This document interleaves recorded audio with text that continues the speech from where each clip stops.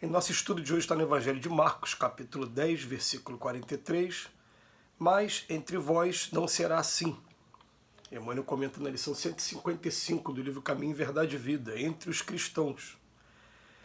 Desde as eras mais remotas, trabalham os agrupamentos religiosos pela obtenção dos favores celestes.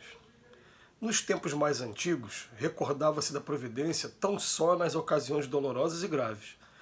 Os crentes ofereciam sacrifício pela felicidade doméstica quando a enfermidade lhes invadia a casa, as multidões edificavam templos surgindo calamidades públicas.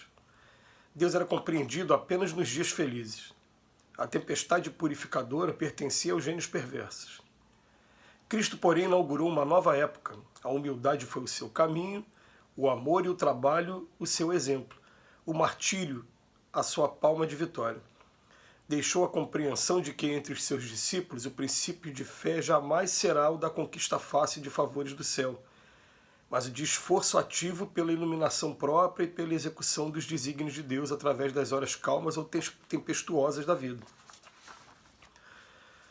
A maior lição do mestre dos mestres é a de que, em vez de formularmos votos e sacrifícios convencionais, promessas e ações mecânicas, como a escapar dos deveres que nos competem, constitui-nos obrigação primária entregarmos-nos humildes aos sábios imperativos da providência, submetendo-nos à vontade justa e misericordiosa de Deus para que sejamos aprimorados em suas mãos. Interessante como o Emmanuel ele fala no passado, mas a gente é de opinião de que isso acontece até os dias de hoje. Por quê? O que acontece? Ele está dizendo aqui para a gente que as pessoas só pensam em Deus para momentos felizes. Quando os momentos são tristes, acredita aqueles momentos tristes ao adversário, esses termos que são utilizados lá, bíblico, diabo, satanás, tentador, que são todas palavras que têm o mesmo sentido. Né? Até, para quem tiver curiosidade sobre isso, é só abrir o Evangelho de Mateus, logo no início você vai ter o capítulo da tentação de Cristo, você vai perceber que ali o evangelista, querendo simbolizar a mesma figura, uma hora chama de tentador, outra de diabo, outra de satanás. Mas o que acontece? Ele vem dizendo que quando as coisas ficavam ruins, a pessoa fazia promessas, fazia sacrifícios, fazia oferendas, fazia um monte de coisa. Quando a cidade também passava por intempéries, por alguns problemas, se erigiam grandes templos, tudo em homenagem a Deus. Porque acreditava-se que, na verdade, não se estava agradando a Deus da maneira que deveria se agradar, e achava que poderia se agradar com coisas materiais. Né? O que acontece nos dias de hoje? Hoje a gente ainda observa algumas religiões, alguns companheiros muito próximos aqui, que pertencem a outra interpretação, né? Os dogmas de outras religiões, eles acham que a doença ela é uma coisa do diabo, que o desemprego é uma coisa do diabo, que as crises são todas elas coisas. E quando a gente começa a estudar a doutrina espírita, ele vem falar para a gente o contrário, ele vem falar: tudo que tem aqui está sob o controle de Deus. O que são essas adversidades todas aí? São testes para cada um de nós. Em primeiro lugar, foi para definir doença. O que é doença? Doença são os resultados dos desequilíbrios de nós mesmos. Então, Jesus, quando ia proporcionar o alívio, que ele falava assim: venha a mim, vós que estáis aflitos, que eu vos aliviarei. Ele nunca prometeu cura, porque cura, na verdade, é um processo individual, um processo particular, um processo de conquista. Mas ele prometia o alívio. Quando ele aliviava alguém, ele falava assim: vá e não peques mais para que não te aconteça coisa pior. E outra coisa, ele falava: tua fé te salvou. Isso curiosamente está em todas as curas. Para estudar aí que vocês vão ver todas as curas. Fala: vai e não peques mais para que nada de pior não te aconteça. Quer dizer, na verdade a doença está sendo educativa. Ponto. Né? A gente tem que aprender o que ela está trazendo junto com a gente.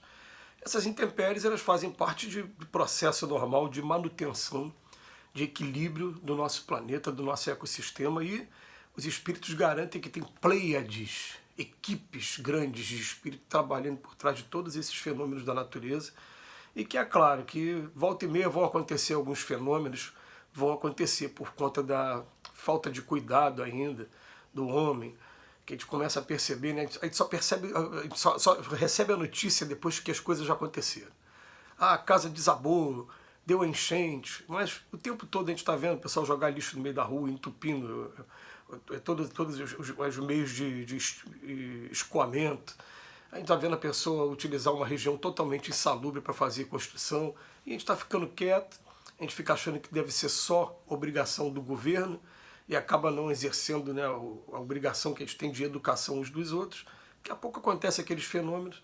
Então, mas tem fenômeno que realmente acontece, que são os flagelos destruidores, que na verdade, se você está fazendo uma coisa para proporcionar o equilíbrio de todo um planeta que tem 7 bilhões de pessoas, tem mais de 7 bilhões de pessoas, segundo as últimas estatísticas, gente, o que vai ser a vida de dezenas de pessoas? Vai ser simplesmente, principalmente se a gente partir do princípio de que ninguém morre, o espírito que nós somos, a alma, é imortal.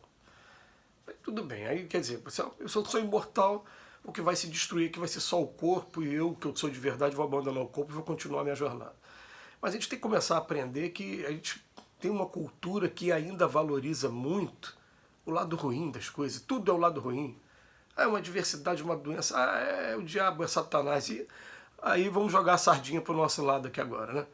Aí as pessoas vêm de outras religiões, só muda o nome. Chega na nossa religião e fala, a culpa é do obsessor. Né? Colocou tudo em cima do obsessor, coitado.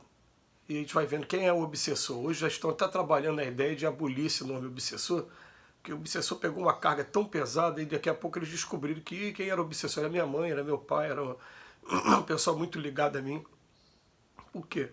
Basta estar do outro lado da vida e estar contrariando a gente de alguma maneira, eles acham que é obsessor.